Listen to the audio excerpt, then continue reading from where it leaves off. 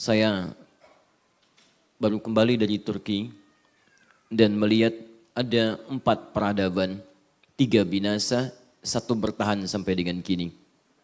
Yang 3 kebinasaannya tidak sekaligus dihabiskan oleh alam, ditetapkan oleh Allah Subhanahu wa taala, tersisa puing-puingnya supaya menjadi pesan bagi generasi di masa depan bahwa perbuatan yang sama tidak akan mengekalkan satu manfaat kecuali hanya puing-puing yang menjadi dokumentasi saja. Dulu pernah ada Hatti yang punya kemampuan seperti Thamud dan Ad. Dia bisa memahat, membuat lubang di gunung-gunung, bahkan membuat gorong-gorong dan tempat-tempat untuk beraktivitas. Anda tahu apa yang terjadi? Mereka membuat ratusan tahun sebelum Masehi. Sampai kini tidak ada bekasnya kecuali hanya puing-puing saja. Ditampilkan itu dan saya sempat masuk ke dalamnya, bagaimana menyaksikan tatanan yang luar biasa.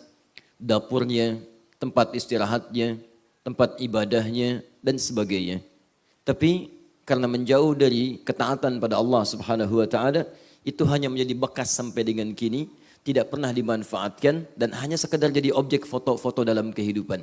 Tidak ada bedanya ketika antum datang ke satu tempat ingin difoto. Tidak ada bedanya ketika antum melihat tumbuhan yang cukup baik ingin difoto. Tapi persoalannya, maaf, tidak ada orang memanfaatkan tempat itu.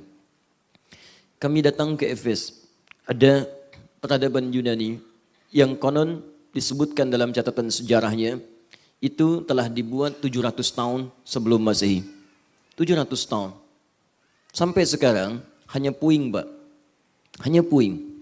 Tiang-tiang, sebagian dari tertata seperti kolosium, sebagian katanya tempat perpustakaan, ya namanya Celsus, dia membuat 12.000 gulungan, disimpan di situ, cuman cerita aja, kisah.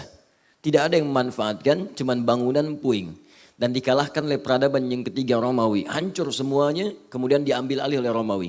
Diperluas sampai ke Heliopolis, sampai ke titian Laut Mediterania, kalau disambungkan sampai ke Italia, nyebrang sedikit ke Tripoli, sampai ke Sumrata. Di daerah Tripoli ada Sumrata, itu peninggalan Romawi juga. Apa yang terjadi? Cuman puing. Gak ada yang memanfaatkan. Yang tinggal di situ tidak ada. Yang beraktivitas tidak ada. Orang hanya datang ke situ sekedar foto, lihat dokumentasi, dengar cerita. Tapi tidak semua orang yang datang ke situ dia bisa membaca dengan imannya. Jadi kalau Anda ingin mengukur dengan menggunakan iman, banyak ayat-ayat Quran memberikan gambaran kepada kita. Di antara tingkat kekuatan orang-orang yang imannya kuat di hadapan Allah Subhanahu wa taala adalah apa yang ia lihat, ia dengar selalu mengingatkan dia dengan Allah Subhanahu wa taala. Itu yang diantaranya diisyaratkan di Quran surah ketiga Ali Imran ayat 190 sampai dengan 191. Inna fi khalqis samawati wal ardi wa ikhtilafil laili wan nahari la ayatin li ulil albab alladzina yadhkuruna Allaha qiyaman wa qu'udan wa 'ala junubihim. Di balik penciptaan langit dan bumi, pergantian siang dan malam, itu akan ada tanda. Perhatikan baik-baik. Tandanya disebut dengan ayat. Ya, beda. Ada ayat, ada alamat, itu beda. Alamat dari bahasa Arab, Pak. Ya, diserap ke dalam bahasa Indonesia. Alamat itu tanda yang mendekatkan seseorang pada tujuan. Jadi kalau Anda sudah tahu alamatnya, maka semakin dekat Anda ke tujuan. Di mana alamat Masjid An-Nur, maka disampaikan, oh Jalan Bendi sekian, sekian, sekian. Begitu Anda tahu alamatnya, semakin dekat ke tujuan. Anda belum tahu alamatnya, maka berputar Anda untuk mencari tujuan yang dimaksudkan. Tapi kalau disebutkan ayat, ingat betul ini ya, ayat, maka tidak disebutkan khususnya dalam bahasa Arab, kecuali tanda yang mendekatkan makhluk kepada Khalik. Tanda yang mendekatkan seorang hamba kepada Allah Subhanahu wa ta'ala. Karena itu isi Al-Quran kenapa disebut dengan ayat? Al-Baqarah berapa ayat? Ali Imran berapa ayat? Karena setiap Anda baca Al-Quran menjadi semakin dekat Anda dengan Allah Subhanahu wa taala. Tidak percaya silakan. Ibu berwudu buka mushaf baca Al-Quran. Akan ada suasana hati tersendiri. Seakan-akan ada kedekatan yang berbeda antara kita dengan Allah Subhanahu wa taala. Bahkan nanti ada orang yang mendengar ayat saja dibacakan, itu bertambah keimanannya, semakin terbangun tawakalnya kepada Allah Subhanahu wa taala. Quran surah ke-8 ayat yang kedua. Wa idza tuliyat 'alaihim ayatuhu zadathum imana wa 'ala rabbihim yatawakkalun. Ada orang-orang yang kalau dibacakan ayat Quran kepadanya, imannya bertambah. Ada yang menangis, ada yang terharu, ada yang bergetar. Wa ala rabbihim yatawakkalun. Dan semakin dekat hubungan tawakalnya dengan Allah Subhanahu wa taala. Dekat. Ya, dan yang paling menarik, nanti Allah tidak sekedar menghadirkan kedekatan lewat ayat-ayat yang tertulis. Allah menghadirkan bentangan kehidupan yang dengan semua penampakan di langit, di bumi, darat, laut, udara, dihadirkan tanda-tanda kebesaran Allah untuk menafsirkan tanda-tanda yang tertulis dalam Al-Quran. Nah, orang yang imannya kuat, semakin dekat dengan Allah, maka tanda-tanda alam yang dia lihat ini akan langsung menghujam dalam jiwanya dan memberikan gambaran kedekatannya dengan Allah Subhanahu wa taala. Allah ciptakan tanda di alam untuk menafsirkan secara langsung tanda-tanda dalam Al-Quran. Maka ditafsirkanlah Ali Imran ayat 190 dan 191 tadi. Buka di Fussilat Quran surah 41 ayat 53. Sanurihim ayatina fil afaqi wa fi anfusihim hatta yatabayyana lahum annahul haq. Kami akan tampilkan, akan perlihatkan tanda-tanda yang mendekatkan setiap hamba kepada kami.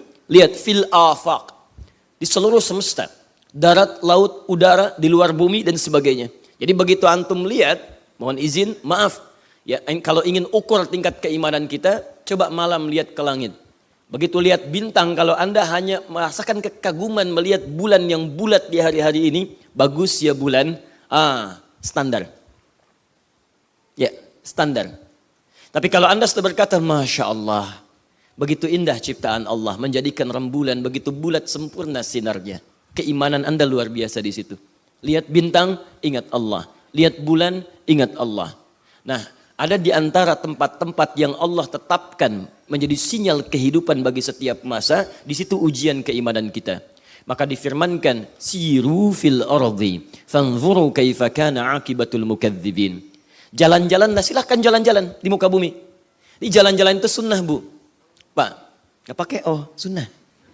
Ya, sunnah. Silahkan jalan-jalan. Tapi jalan-jalan seperti apa yang sunnah? Harus diteruskan. Boleh silahkan. Kalau Anda ingin jalan-jalan silahkan. Tapi lihat kalimat Qur'annya. Fanzuru kaifa kana akibatul mukadzibin. Silahkan jalan-jalan, tapi cari tempat-tempat yang bisa menguatkan iman. Di antaranya cari peninggalan orang dulu yang durhaka kepada Allah Subhanahu wa taala. Diabadikan tempat itu sebagai pesan bagi kita. Jangan berlaku lagi seperti itu. Makanya Nabi pernah menekankan, Anda silahkan kalau mau rihlah. Kata Nabi, la tasyuddur rihal. Jangan Anda menguatkan keinginan untuk jalan-jalan, rihlah illa li thalathin. Kecuali pada 3 tempat. Jadi kalau Anda ingin jalan-jalan, 3 tempat ini yang paling utama. Tapi kata para ulama, bukan 3 tempat ini jadi batas. Kalau ingin jalan harus ke 3 tempat ini saja, bukan. Maksudnya 3 tempat ini contoh yang paling mulia. Kata Nabi, Masjidil Haram, ke Masjid Al-Haram, Masjid hadza, Masjid Nabawi, wa Masjid Al-Aqsa. 3 tempat. Kata para ulama, kita boleh melihat batasan masjidnya, tapi yang paling penting adalah lihat sinyal di hadis itu, membahas secara ma'nawi. Kenapa diarahkan ke 3 tempat itu? Karena hanya 3 tempat itu ketika kita hadir di dalamnya, iman kita meningkat kepada Allah Subhanahu wa taala. Maka hadis itu kata para ulama hadis adalah analogi. Kalau Anda ingin jalan-jalan ke beberapa tempat, silahkan investasikan dana yang Anda dapatkan dari Allah Subhanahu wa taala sebagai titipan, tempat-tempat yang bermanfaat yang bisa meningkatkan iman. Jadi kalau Anda silahkan, ya, ada waktu untuk luang jalan, untuk refreshing, enggak ada masalah, tapi cari tempat yang bisa menguatkan iman. Kalau ke tempat-tempat yang tidak ada manfaatnya untuk apa? Ya, Anda habis tenaga, habis waktu, habis dana dan sebagainya. Nah, yang mau saya tutup dari mukaddimah kita pada pagi ini cuma satu ternyata. Di antara sekian banyak peradaban yang dibaca oleh orang Islam pada saat itu, datanglah setidaknya orang-orang saleh dari mulai Seljuk sekitar 1007 kurang lebih 1075 datang lewat wilayah Asia Tengah, masuk kemudian ke Turki, dikembangkan kemudian kisaran tahun 1325 dengan datangnya seorang Muhammad Al-Fatih. Perhatikan baik-baik. Ini yang mau saya sampaikan. Terukir di hadis Nabi SAW. Kalimat yang sangat indah. Futihatil Konstantiniyah. Konstantinopel itu akan dibuka. Islam akan masuk ke dalamnya. Nilai Islam akan tersebar. Ditaklukkan Konstantinopel. Oleh siapa? Kata Nabi, oleh seorang panglima yang saleh, membawa pasukan-pasukan yang saleh. Lihat baik-baik ya. Bagaimana cara sebagian sahabat membaca hadis. Ada sementara orang, kalau Nabi mengabarkan berita di masa depan, itu hanya bermimpi dan menunggu. Nanti akan datang, nanti akan datang. Dia bermimpi, dia menunggu. Tapi dia tidak pernah bangun dari mimpinya.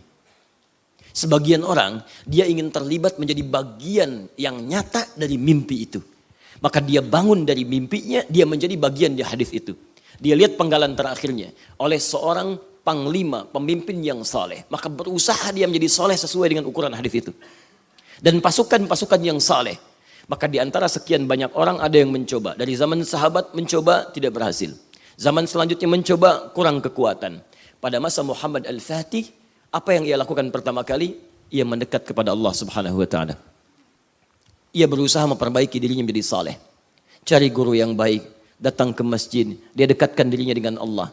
Setelah itu dia pelajari kenapa orang dulu tidak berhasil menaklukkan Konstantinopel. Dia lihat kekurangan-kekurangannya. Hebatnya. Setelah itu dia kumpulkan pasukan, dia dekatkan pasukannya dengan Allah Subhanahu wa taala dan terjadilah kemudian ketetapan itu. Dibukalah oleh Muhammad Al-Fatih, terbuka semua itu. Yang ingin saya tutup, lihat baik-baik. Muhammad Al-Fatih belajar dari Nabi SAW. Bagaimana caranya bisa meninggalkan satu peradaban yang tetap ada fungsinya, manfaatnya ada, dan tidak meninggalkan puing. Dulu orang bangun istana, beliau membangun masjid.